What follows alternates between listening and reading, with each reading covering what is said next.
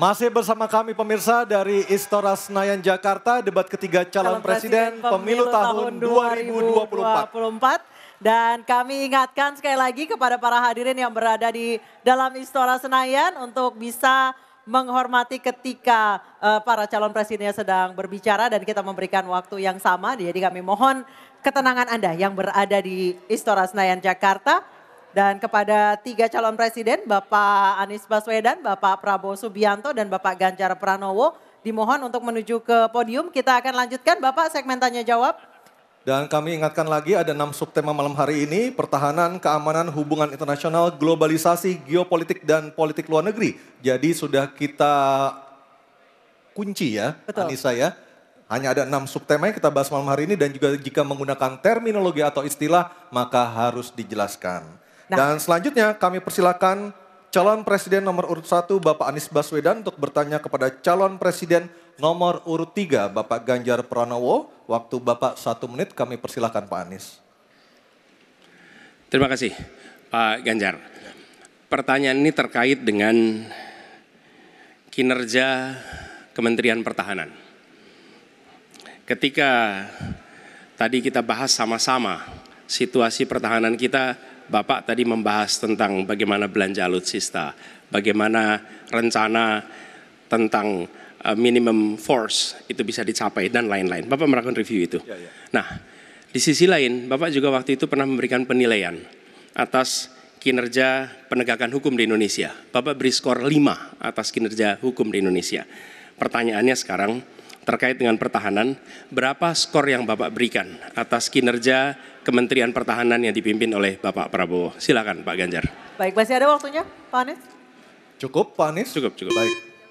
Baik, langsung saja kami persilakan Pak Ganjar untuk menjawab pertanyaan dari Pak Anies. Waktu Bapak 2 menit dimulai ketika berbicara, silakan. 5 juga. Saya punya datanya dan kemudian akan saya sampaikan. Maka di meja saya sudah saya siapkan data satu persatu.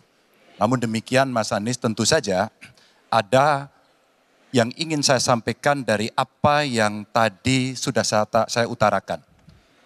Ketika kemudian kita ingin membangun sistem pertahanan kita, maka dalam perencanaan kita tidak boleh gonta-ganti. Kita mesti ajak, mesti konsisten. Kedua, kita mesti mendengarkan betul-betul dari seluruh matra. Maka seluruh proses perencanaannya harus bottom up. Sehingga saya ketemu dengan seseorang berpangkat cukup tinggi, Pak, kalau Bapak kasih persenjataan kepada saya yang tidak saya butuhkan, sudah saya siapkan museum untuk saya taruh di sana. Situasi seperti ini tentu tidak mengenakan. Tapi ini harus kita buka apapun kondisinya untuk perbaikan bangsa. Kritik otokritik itu menyehatkan. Tidak ada kok rasa dengki di hati saya. Yang ada adalah bagaimana rasa cinta tanah air ini mesti kita wujudkan. Agar kemudian kita betul-betul bisa menjadi negara kuat di banyak area dan kita berbicara di dunia internasional disegani. Bung Karno pernah menyampaikan itu. Daulat politik itu wajib. Berdikari dalam bidang ekonomi mesti dituju. Dan kita punya kepribadian dalam kebudayaan. Sekarang daulat ekonomi pertahanan kita mesti kita tunjukkan. Maka ketika banyak perusahaan-perusahaan waktu itu yang sangat strategis dibikin, itu mimpi sejak dari lama pendiri bangsa agar kita menjadi negara kuat. Dan itulah yang sebenarnya kita-kita yang harus meneruskan itu. Begitu Mas Anies. Ya, makasih Pak Ganjar. Cukup Pak Ganjar, baik Pak Anies.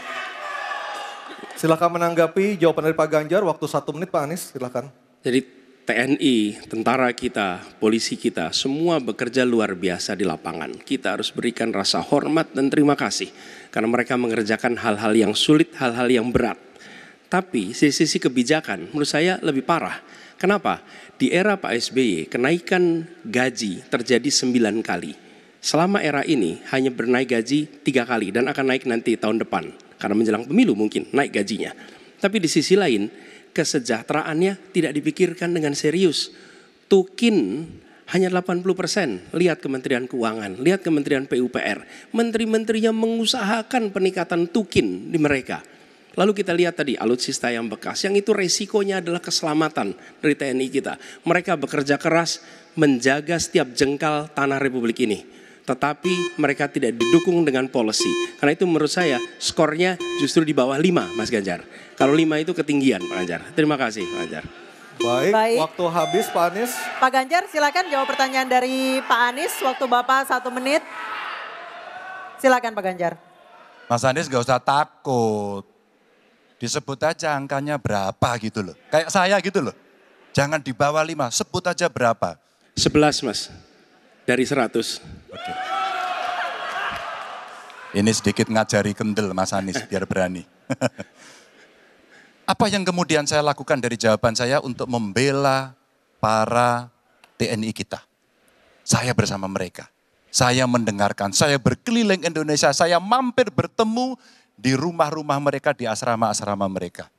Maka kami tidak mau kalau kemudian mereka, mohon maaf, bertempur dan mati sia-sia. Saya tidak rela. Maka itulah yang saya bela. Maka perencanaan bottom up itu betul-betul sebuah perencanaan yang mereka inginkan. Mereka harapkan dan mereka bisa menggunakan dengan sangat efektif. Termasuk pada soal kesejahteraan tadi yang disampaikan. Dan saya sepakat pada soal itu. Baik, terima kasih Pak Ganjar. Mohon tenang, mohon tertib Bapak dan Ibu sekalian. Kita akan lanjutkan, kami persilahkan kepada Capres nomor 2 Pak Prabowo untuk bertanya kepada Capres nomor 1 Bapak Anies Baswedan. Waktunya 1 menit Pak Prabowo, kami persilahkan. Saya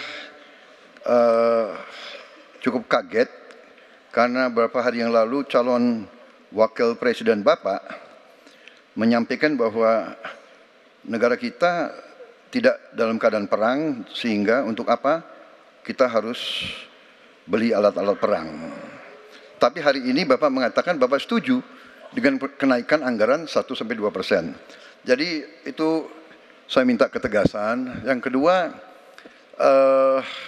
ya sekali lagi data-data yang Bapak pegang adalah keliru dan juga Pak Ganjar tadi juga banyak kelirunya. Saya sangat transparan dan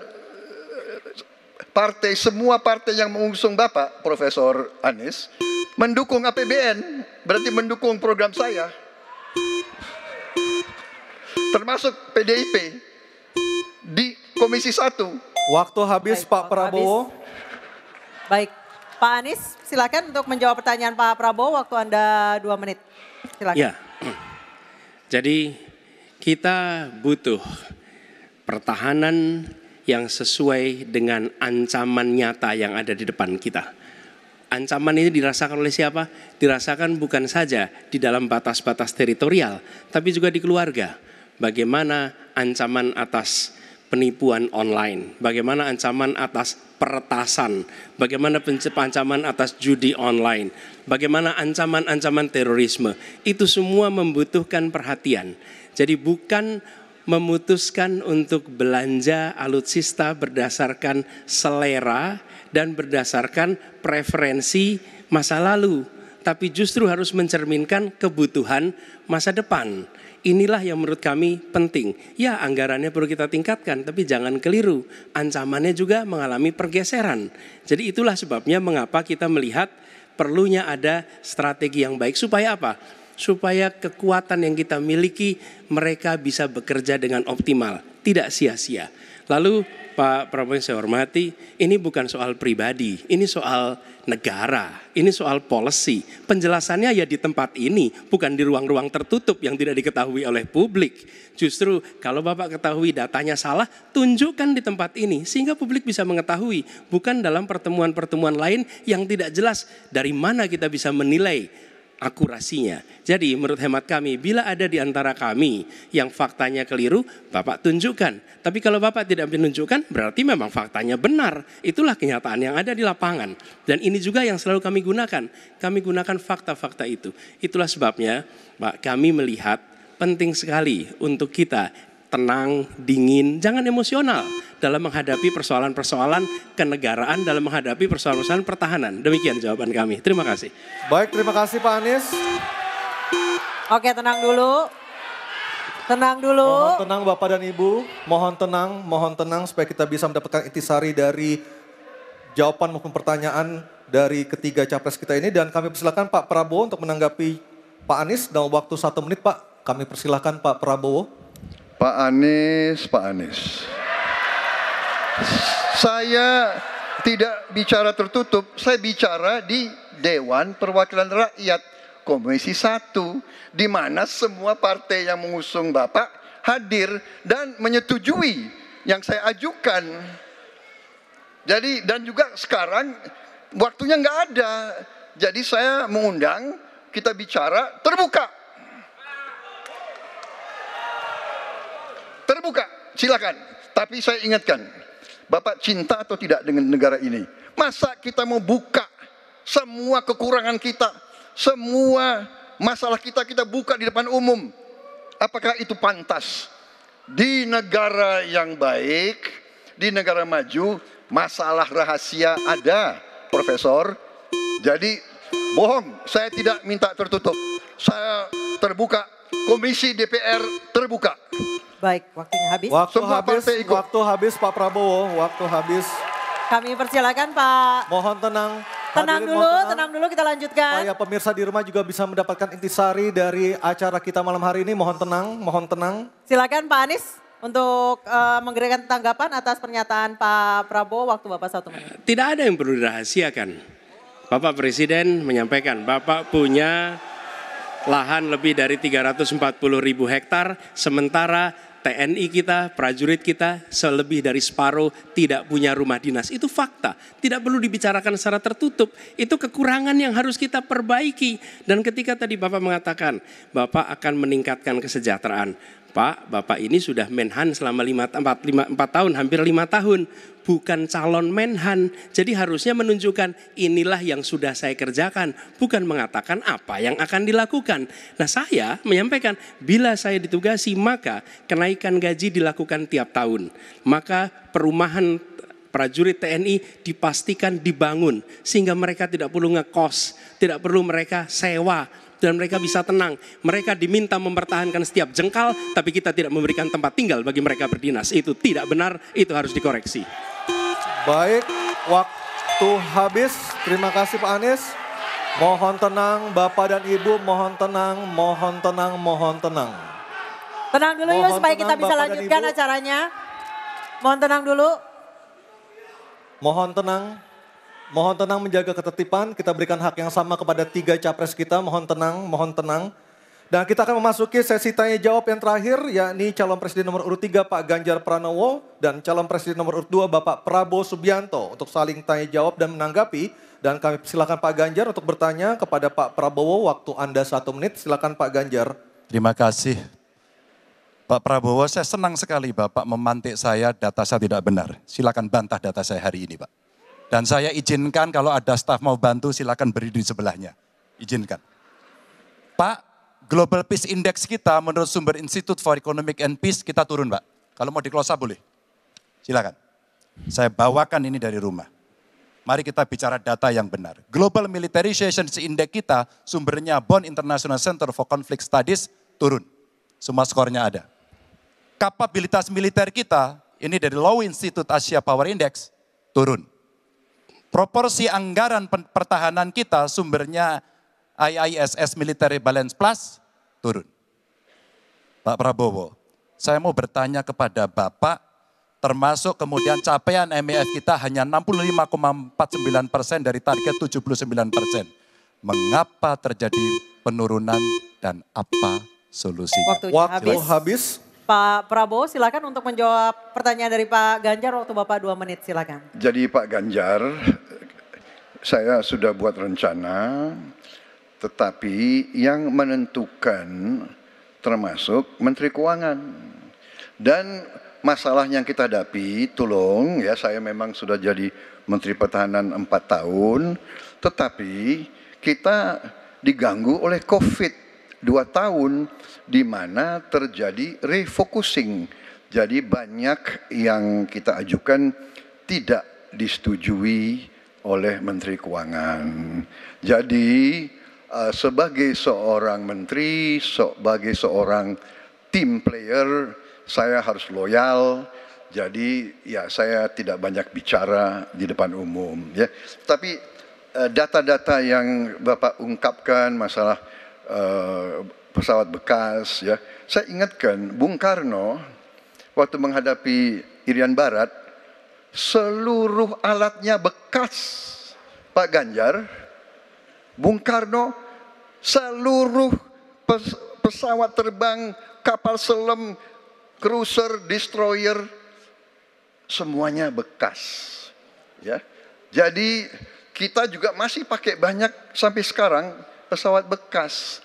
Jadi banyak data Bapak, mungkin niat Bapak baik, tapi mungkin tim Bapak, staf Bapak itu keliru memberi masukan. Ya, jadi dalam alat perang saya katakan bukan baru dan bekas, tapi usianya. Kalau pesawat flying hours ya. Dan tentunya kita pasti mau yang terbaik untuk prajurit kita ya, tapi kita harus loyal kepada yang lebih besar. Covid, ada krisis Ukraina, pangan naik, BBM naik. Waktu habis Pak Prabowo, terima kasih. Kami persilakan Pak Ganjar untuk menanggapi jawaban dari Pak Prabowo. Waktu Anda 1 menit, mohon tenang. Maaf, kali ini Bapak tidak menjawab sama sekali pertanyaan saya, Pak. Saya pengen data yang Bapak katakan salah, data pertahanan Anda ini, Anda pertahanan saya, silahkan Anda bantah di sini. Bapak tidak mampu membantah dan Bapak menjelaskan pesawat bekas. Saya tidak pernah berbicara pesawat bekas dalam pertanyaan saya. Minimal saya bertanya, tadi kalau Bapak, maaf mendengarkan terakhir, capaian MIF kita hanya 65-49% dari target 79% dan ini mengkhawatirkan karena akhir tahun ini sudah harus selesai. Bapak juga tidak menjawab. Jadi artinya sebenarnya apa yang Bapak jawab dari seluruh pengelolaan pertahanan yang ada di Indonesia ini. Sungguh-sungguh saya meragukan itu karena data ini kemudian Bapak tidak mampu membantah di sini. Bahkan saya sudah memberikan ruang terbuka kalau ada staf yang bisa membantu silakan berdiri di sini. Staf saya, oh Anda mau bilang angkanya silakan naik ke sini. Akan saya tunjukkan kalau Anda mau membantu. Terima kasih. Baik, terima kasih Pak Ganjar. Oke, tenang dulu. Kami persilakan Pak Prabowo untuk tanggapan dari pernyataan Pak Ganjar. Waktu Bapak 1 menit, silakan. Ya, jadi begini, yang Bapak ungkapkan itu saya bisa bantah, waktunya tidak cukup. Saya siap berjumpa dengan Bapak, mari kita bahas satu persatu akan saya buktikan. Saya butuh hari ini, Pak. Nggak bisa, saya tidak dikasih waktu. Jadi Anda tidak fair, Anda minta saya kasih penjelasan yang begitu rumit, tapi waktu saya terbatas. Jadi saya transparan, saudara. Dan yang saya katakan, kalau kita bicara MEF itu mulai dari berapa periode yang lalu. Ya, kalau kita mau buka-bukaan, Menteri Pertahanan sebelum saya, apakah tidak juga berpengaruh? Juga Menteri Keuangan yang banyak tidak menyetujui disbursement. Jadi mari kita diskusi dengan baik sebagai negarawan dan tidak mencari-cari hal-hal yang keliru. Waktu habis Pak Prabowo, terima kasih. Kita berikan apresiasi untuk ketiga calon presiden kita. Baik hadirin dan pemirsa, kita akan jeda terlebih dahulu dan tentunya akan kembali dengan segmen para calon presiden ini akan menyampaikan pernyataan penutup dari debat ketiga calon presiden tahun 2024. Tetap bersama kami di debat ketiga calon presiden tahun 2024.